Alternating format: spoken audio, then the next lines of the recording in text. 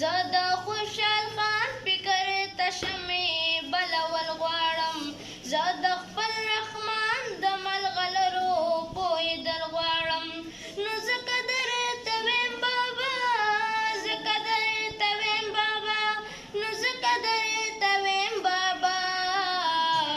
بابا ما سکول ته بوځه بابا ما سکول ته بوځه بابا ما سکول ته بوځه بابا ما سکول ته بوځه